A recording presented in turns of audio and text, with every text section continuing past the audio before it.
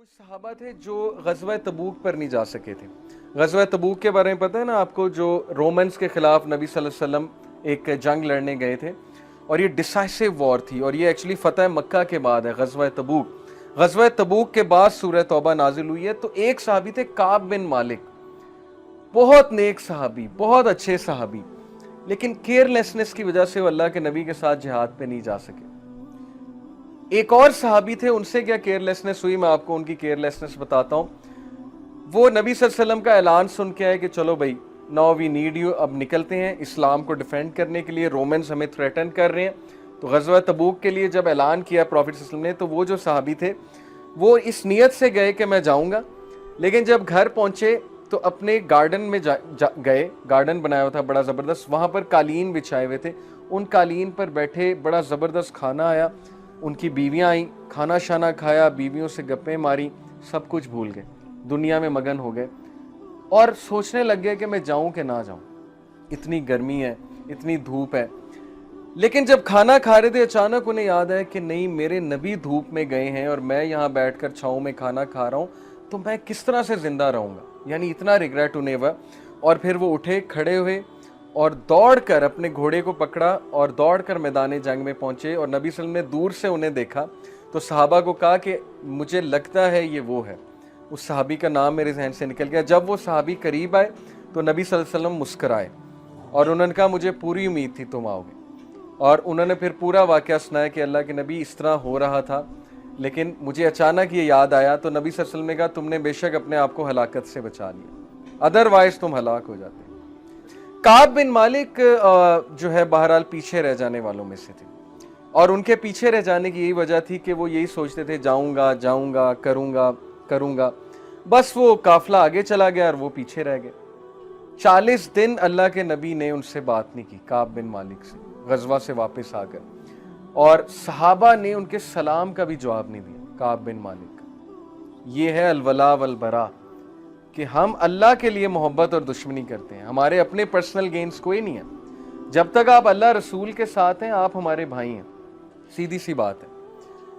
تو 40 دن ان سے جب بات نہیں کی گئی تو بہت روئے، بہت ریپینٹ کیا انہوں نے، اور اپنی مسٹیکس کو ایکنالج کیا، ایکسیپٹ کیا، اکڑ نہیں گئے، بہانے نہیں بنائے، ایکسکیوزز نہیں دی، نہیں یہ ہو گیا تھا وہ ہو گیا تھا، کئی ایکسکیوزز سوچ کر آئے۔ بڑی مزے کی بات ہے کہ لیکن نبی صلی اللہ علیہ وسلم کی محفل میں جب آئے تو کہا کہ اے اللہ کے نبی، میں سچ بات یہ ہے کہ ایکسکیوزز سوچ رہا تھا، لیکن سچ یہ ہے کہ میرے پاس کوئی ایکسکیوز نہیں ہے، اور مجھے آنا چاہیے تھا لیکن میں نہیں آ سکا۔ تو یہ وہ لوگ ہیں، ان کے بارے میں آیت نازل ہوئی کہ ان میں سے کچھ لوگ ایسے ہیں جنہوں نے اپنی غلطیوں کو ایکنالج کر لیا ہے، مان لیا ہے کہ ہم سے غلطی ہوئی ہے، اکڑے نہیں آگے سے، اور انہوں نے ایک اچھے عمل کے ساتھ ایک برائی کو مکس کر لیا تھا۔ یعنی برائی یہ کہ پیچھے رہ گئے، اور صحابی کے لیے بہت بڑا گناہ تھا کہ اللہ کے نبی کو چھوڑ دے، اپنے لیڈر کو چھوڑ دے۔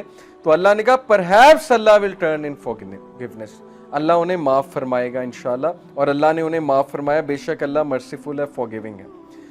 تو اس لیے ایکسرسائز یہ آپ کو کرنی چاہیے کہ کیا آپ کو آپ کی خامیاں پتہ ہیں، کیا آپ خامیاں جو بتائے آپ کو اس پہ غصے تو نہیں ہوتے؟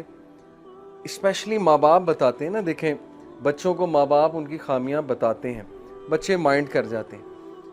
مائنڈ نہیں کرنا چاہیے، سن لیں کہ ابو کیا کہہ رہے ہیں، امی کیا کہہ رہی ہیں۔ آلدو آئی انڈرسٹینڈ کہ دیسی کلچر میں والد کا رول بہت زیادہ ہی ایک کرٹیکل ہو گیا، اوور کرٹیکل ہو گیا، بہت زیادہ ہی خامیاں بتاتے ہیں، لیکن آپ سن لیا کریں، آپ دیکھ لیا کریں، اگر آپ میں کوئی خامی ہے اس کو امپروو کریں۔ اگر آپ ذمہ دار نہیں ہیں، آپ ذمہ دار ہو جائیں۔ اگر آپ ضرورت سے زیادہ ٹائم ویسٹ کر رہے ہیں گیجٹس میں، مانیں اس غلطی کو کہ بھائی یس، میں ضرورت سے زیادہ گیمیں کھیل رہا ہوں، ضرورت سے زیادہ گیجٹ یوز کر رہا ہوں، مجھے پیرنٹس کو ٹائم دینا چاہیے، ذمہ داریاں نبھانی چاہیے، مجھے ہوم ورک کرنا چاہیے، اسائنمنٹس کرنی چاہیے۔ تو اپنی غلطی ہر کوئی نہیں دیکھتا۔ پھر دوستوں میں بھی، دو دوستوں میں کوئی اختلاف ہو گیا ہے، اب دونوں کو دیکھنا چاہیے کہ میں کہاں غلط ہوں۔ پھر رشتہ داروں میں کسی سے لڑائی جھگڑا ہو گیا ہے، آپ یہ دیکھیں آپ کہاں پر غلطی پہ ہیں، کہیں آپ کے لہجے میں، آپ کی ٹون میں تو کوئی مسئلہ نہیں تھا جس کی وجہ سے لڑائی ہو گئی، کیا سارا قصور اسی کا ہے یا کچھ قصور آپ کا بھی ہے؟ شاید آپ سے بھی کوئی غلطی ہوئی ہو۔ تو یہ چیز کہ مجھ سے کیا غلطی ہوئی ہے، یہ بھی ہدایت کی نشانی ہے کہ اللہ نے آپ کو اتنی عقل دی ہوئی ہے کہ اپنے اندر بھی غلطی تلاش کرو، صرف دوسروں کی غلطیاں نہ دیکھتے رہو۔